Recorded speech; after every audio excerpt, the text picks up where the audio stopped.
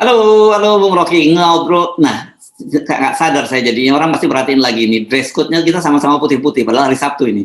Oh, Sorry ya, saya mesti yang disclaimer kami nggak pernah janjian soal dress code. Jadi kebetulan aja pakaian kami seperti kata Bung Rocky itu memang akunya itu aja, jadi nggak sengaja.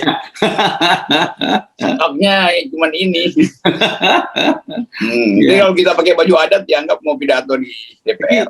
Iya. Tapi stok kita memang beda dengan APBN, stok baju kita ya, Bung Rocky ya. Karena kalau kita baca pada bulan Juli itu Bu Sri Mulyani waktu itu wah pamer itu bulan Juli ya itu kalau saya baca nih totalnya waktu itu APBN surplus sampai 73 triliun gitu ya, 73,6 salah angkanya. Kemudian tanggal 11 Agustus ini kan kira-kira baru belum sampai setengah bulan ya, setengah bulan lah sekarang tanggal 27. Jadi iya 16 hari yang lalu Bu Sri Mulyani juga pamer bahwa APBN surplus 100 triliun dan gitu.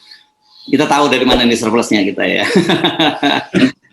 Tapi sekarang udah mulai teriak-teriak. Ini kayaknya mau kiamat aja nih kalau harga BBM, solar dan Pertalite nggak dinaikkan gitu. Karena dia bilang udah sampai ada 3 skenario dan salah satu skenario itu bengkak sampai 700 triliun kata dia dan APBN pasti akan jebol. Sementara Pak Jokowinya masih tetap nolak, minta cari jalan keluar dan sebagainya. Apa yang terjadi? Kayak orang bingung sendiri ini pemerintah menurut. Saya ngerti cara berpikir Sri Mulyani itu. Dari dulu saya paham. Kan ini ada masa namanya austerity itu, penghematan itu. Tetapi kita mesti hati-hati membayangkan apa yang dimaksud dengan masa penghematan itu. Kalau kita minta berhemat itu artinya efisiensi. Nah, Sri Mulyani berhemat demi efisiensi itu. Tidak ada urusannya dengan berhemat demi kesejahteraan. Jokowi sebaliknya, dia menganggap bahwa berhemat itu untuk main politik nanti, karena itu uang harus ditahan tuh. Jadi itu bedanya antara Sri Mulyani dan Jokowi, kendati dua-duanya pakai teori berhemat, austerity itu namanya tuh. Tapi kemudian publik melihat bahwa Jokowi akhirnya penghematan itu membuat dia cemas. Karena kalau sementara menghemat untuk membayangkan 3 periode, ibu kota baru, penghematan itu kemudian menimbulkan keresahan publik karena kenaikan yang tak terkendalikan, maka dia bisa jatuh di tengah jalan.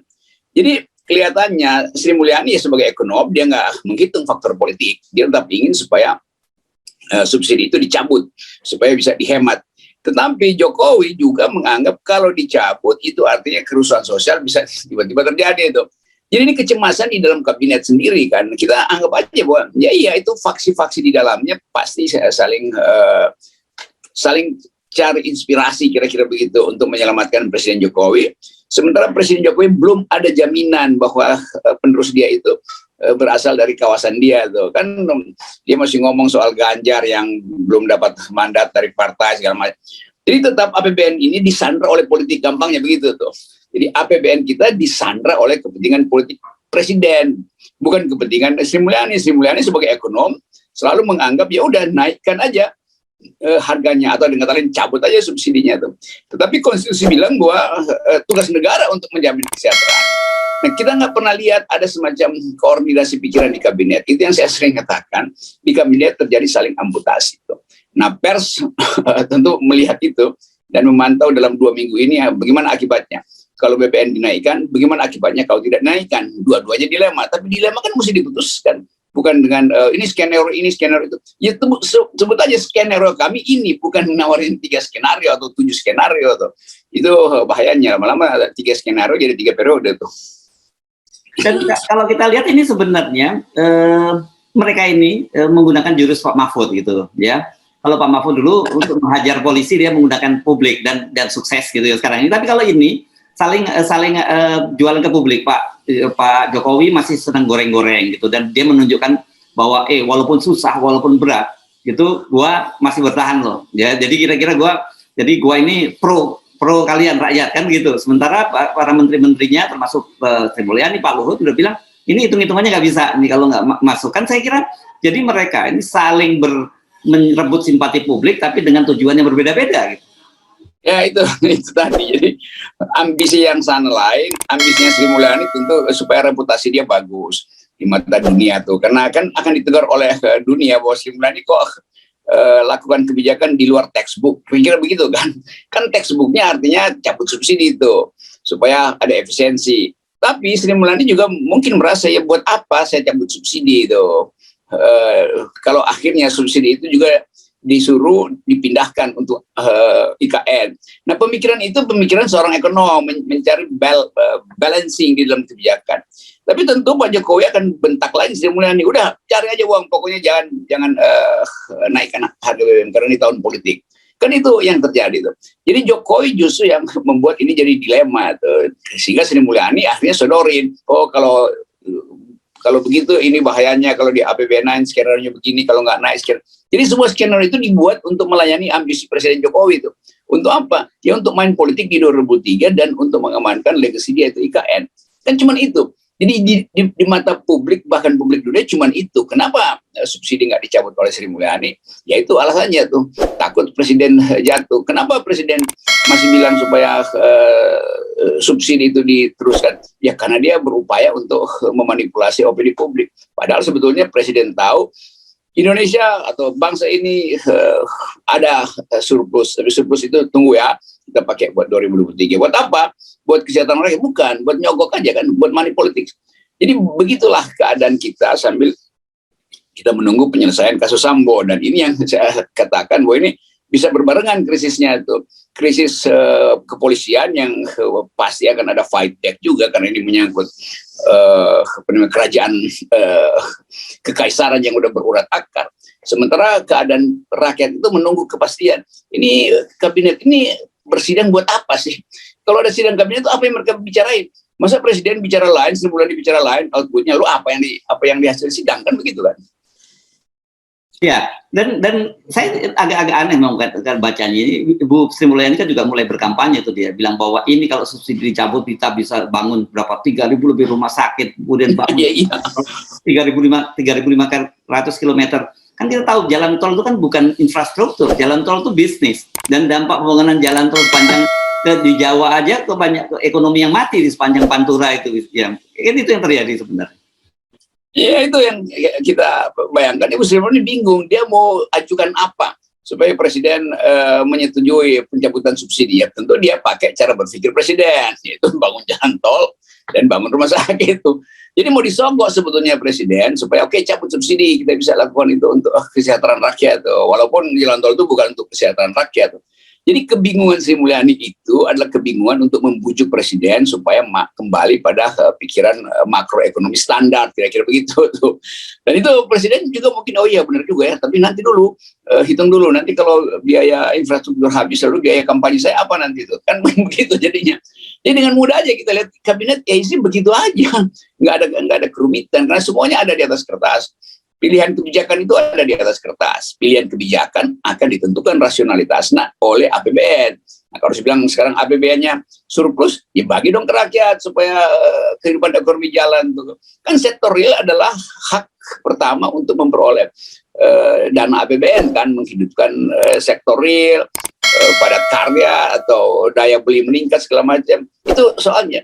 Tapi mungkin juga Presiden juga bilang, udah nggak apa-apa tuh miskin-miskin dikit. Yang penting nanti ada BLT. Nah itu menjelang 2003 BLT turun semua tuh. BLT dari APBN. Bukan, BLT itu akan pakai goodie bag itu, yang ada tulisan bantuan Presiden. Nah itu, padahal APBN juga. Jadi sebetulnya itu curangnya di situ. Tapi udah kita tahu bahwa itu disebabkan oleh gagalnya Presiden Jokowi mencari kader yang akan menggantinya tuh. Ganjar masih disandra oleh PDIP. Yang lain ya partai-partai kecil tentu, dan nggak mungkin Presiden Jokowi memastikan sesuatu sebelum dia pastikan bahwa dia aman secara politik. Ya, oke. Ini menarik karena saya kira sebagai pembantu Pak Jokowi, Bu Sri Mulyani tahu belaka apa yang dipikirkan oleh Pak Jokowi gitu ya. Tapi di satu sisi dia juga bisa melihat ada kas yang mulai di kantong yang mulai kosong gitu kan. Dan saya kira ini itu sekarang ini kita kelihatannya mendekati apa yang dulu selalu kita bicarakan, apa kita khawatirkan gitu. Krisis itu akan bertemu gitu ya. Krisis ekonomi, krisis politik itu akan bertemu. Tapi kita tidak menduga kalau krisis itu munculnya dari kepolisian gitu kan. Ya itu namanya kadang-kala ada variabel metafisika masuk di dalam keadaan kita. Dan itu yang bikin Pak Jokowi akhirnya berpikir terus nih, bagaimana ya kita mau masuk pemilu, ada uang untuk main politik, tapi kemudian kalau terjadi kekacauan menjelang pemilu tuh kepolisiannya lagi berantakan tuh. Sementara Pak Andika kasih sinyal bahwa bangsa ini harus tegar. Jadi sebetulnya di depan mata Pak Andika udah siap-siap, bukan untuk mengambil alih, tapi untuk masuk di dalam upaya untuk penyelamatan bangsa. Kira-kira begitu kan. Jadi psikologi itu terbaca tuh, dan kalkulasi militer biasanya lebih tepat karena nggak ada problem dengan peta-peta itu kan. Jadi sebetulnya bagian-bagian ini yang lagi dipandang oleh pengamat internasional sebagai jebakan-jebakan kecil yang bisa memberantakkan Indonesia. Dan bagi internasional nggak peduli dia mau Indonesia hancur apa nggak hancur, yang penting hegemoni dari kekuatan-kekuatan besar di Indo-Pasifik tetap hadir di Indonesia, nanti dalam keadaan hancur. Nah ini sebetulnya yang nggak pernah diucapkan kan. Jadi bagian ini samar-samar aja kita lihat bahwa kalkulasi presiden itu mendua tuh, antara dia mau menyelamatkan reputasinya atau dia mau menyelamatkan keadaan ekonomi kita kan. Itu. Nah, makin lama nanti faktor-faktor tadi bertambah. Ini ada soal polisi, nanti ada soal Pak Kamarudin tadi membongkar Erick Thohir macam-macam tuh, lalu Erick Thohir mulai merasa oke ini mesti disomasi segala macam. Jadi bagian hukum ini akan dibongkar habis.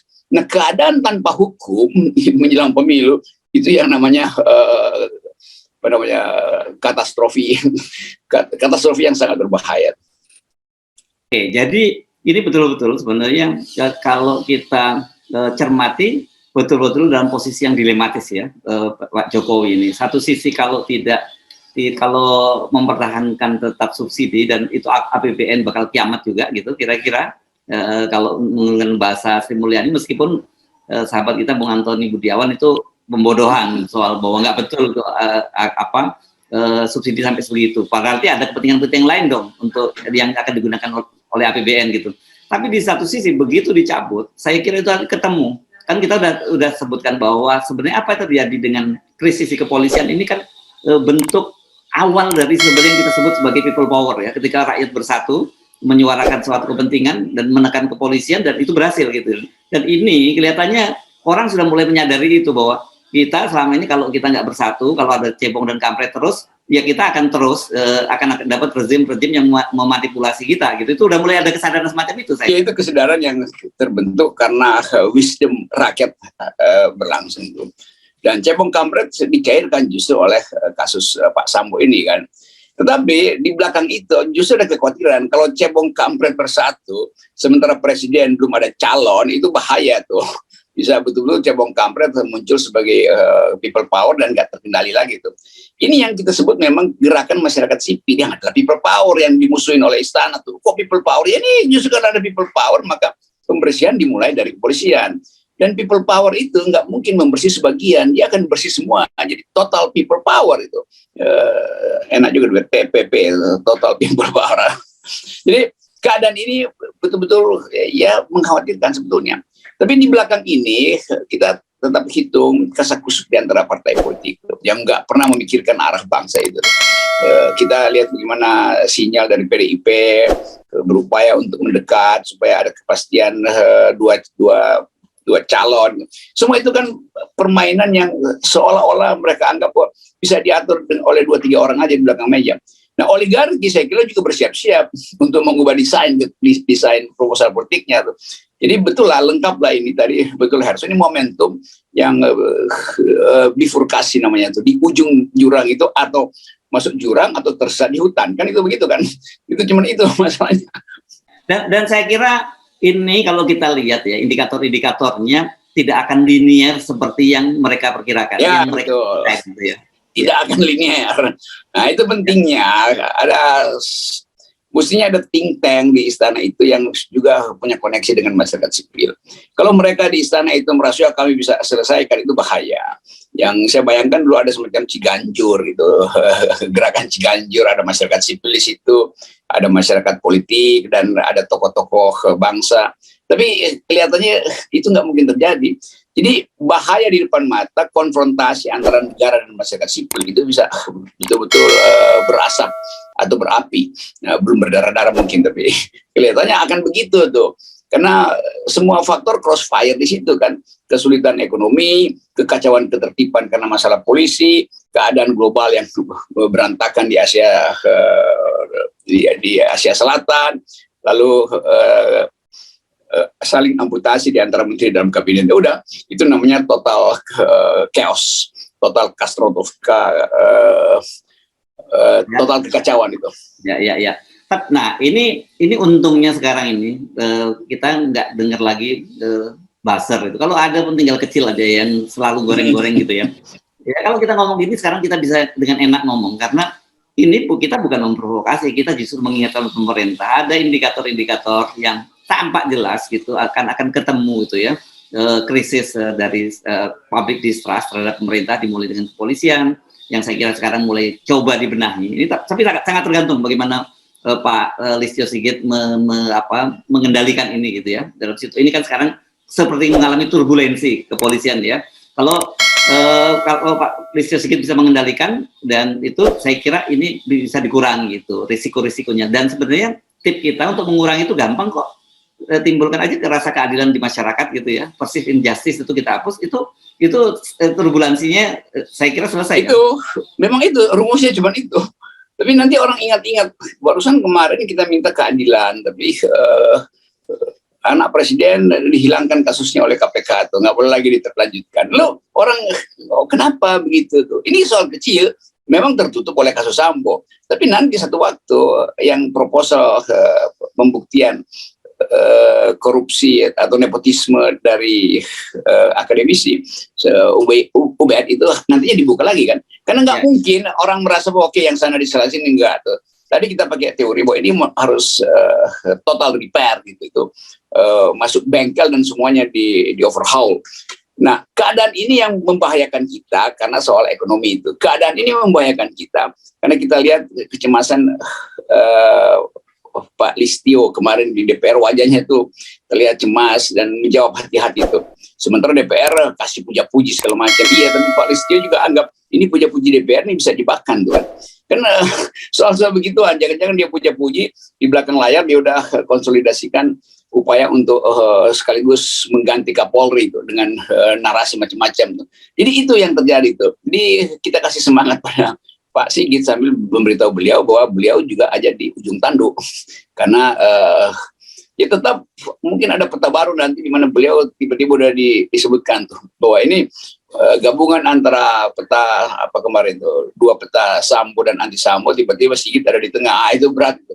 Jadi keadaan itu, tapi kita kasih dorongan aja Pak Sigit supaya coba maksimalkan nego dengan diri sendiri tuh secara batinnya tuh. Rumusnya sebenarnya gampang ya, ikuti saja apa yang jadi rasa keadilan publik dan itu sebenarnya persoalan yang selama ini muncul.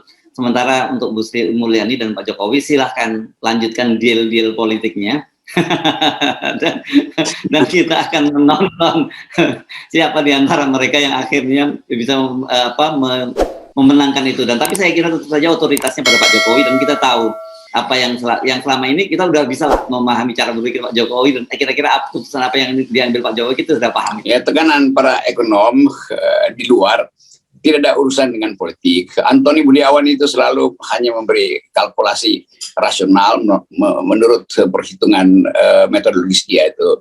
Teman kita Awalil juga begitu tuh. Jadi ini semua ekonom murni itu yang hanya memberitahu bahwa jangan dulu dengar uraian dari presiden karena banyak bohongnya di situ. Jangan dulu dengar uraian dari Ibu Sri Mulyani, banyak bohong di situ. Menyatakan bohong itu bukan bohong secara politis, tetapi efek bohong itu adalah politis kan. Kan mempermainkan metodologi, mempermainkan statistik itu secara publik berbahaya secara politis. Itu yang diingatkan oleh ekonom-ekonom kita. Tapi yang diingatkan oleh konstitusi adalah 0%. Oke, silaturahmi 0% ya. Yeah.